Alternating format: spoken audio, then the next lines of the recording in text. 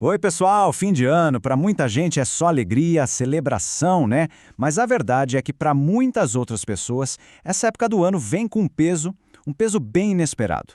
A gente vai mergulhar um pouco nisso hoje para entender por que essa temporada, que em tese deveria ser a mais feliz, pode acabar sendo a mais difícil de todas.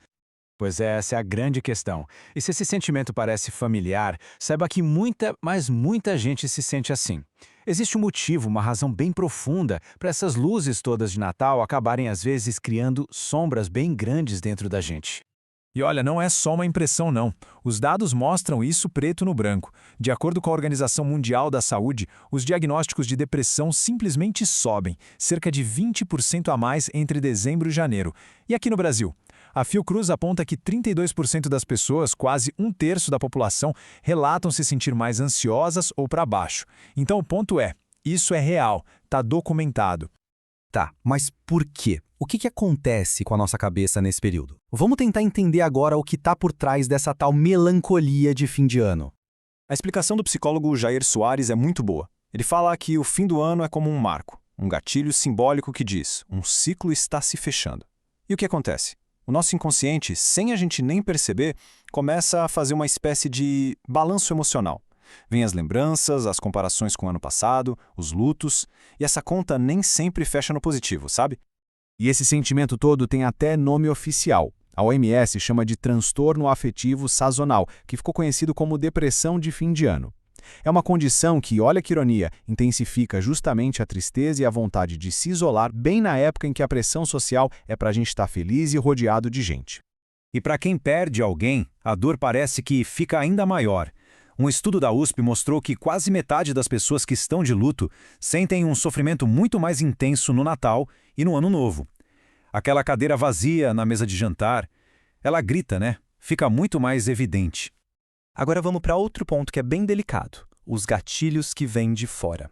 Porque, muitas vezes, a dor é ativada justamente nos reencontros ou na falta deles. Os reencontros familiares. Eles podem ser bem complicados. Aquela necessidade de manter as aparências, de engolir sapo, de lidar com dinâmicas familiares que são difíceis, tudo isso gera um estresse que o nosso corpo absorve. E aí ele responde, com insônia, um cansaço que não vai embora, irritação, tensão nos músculos, são todos sinais de que a mente está sobrecarregada, tentando expressar dores que a boca não consegue dizer. E do outro lado da moeda tem a solidão.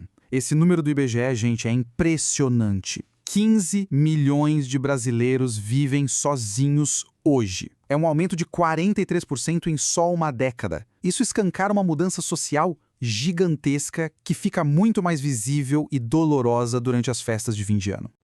E aqui está o pulo do gato. O problema em si não é estar fisicamente só. A dor de verdade, aquele sofrimento que aperta o peito, vem do sentimento de desconexão, de se sentir desconectado de si, dos próprios sentimentos e também das outras pessoas. Ok, a gente já entendeu bem o problema. Mas e a solução? Existe um caminho para curar isso? Vamos dar uma olhada numa abordagem que promete ir lá na raiz da questão.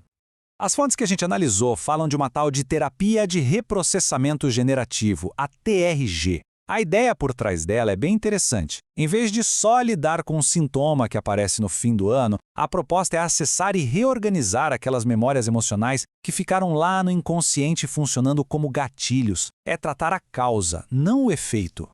A diferença aqui é crucial.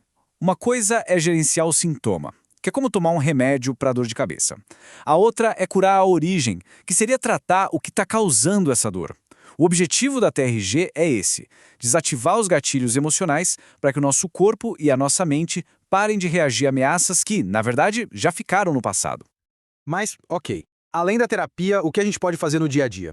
Vamos ver agora algumas práticas, alguns rituais que podem ajudar a encontrar um pouco de paz do nosso jeito, nos nossos próprios termos. Essa frase do Jair Soares é poderosa. A cura não é sobre esquecer, apagar o que aconteceu. É sobre entender o que cada experiência significou. E se a gente olhasse para o fim do ano não como uma obrigação de festejar, mas como uma oportunidade para essa compreensão. E aqui tem 3 rituais bem práticos que ele sugere. Coisa simples, olha só. Escrever uma carta de despedida para o ano que está acabando, fazer uma caminhada na natureza com a intenção de refletir, ou simplesmente se dar um tempo em silêncio. São pequenas ações que ajudam a nossa mente a processar e a fechar o ciclo de forma simbólica. E tudo isso nos leva para a nossa conclusão, que é, na verdade, uma grande ressignificação do que realmente importa nessa época. Talvez a maior lição de todas seja essa. A gente precisa parar com essa busca pelo feriado perfeito de comercial de TV e abraçar a presença. O objetivo não é ter a festa ideal, mas sim estar de corpo e alma no momento, seja ele qual for. E a gente termina com essa reflexão do psicólogo Jair Soares que amarra tudo. Antes de qualquer festa, antes de qualquer celebração com outras pessoas, a gente precisa celebrar o fato de estar aqui, de estar vivo. Talvez a verdadeira paz, o verdadeiro espírito das festas, seja simplesmente encontrar alegria e gratidão nisso.